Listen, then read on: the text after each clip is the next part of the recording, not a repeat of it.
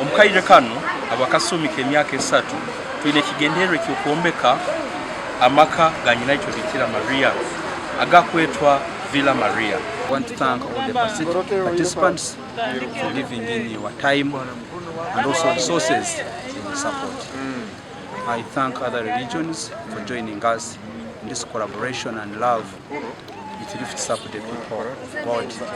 Let us keep the fire burning.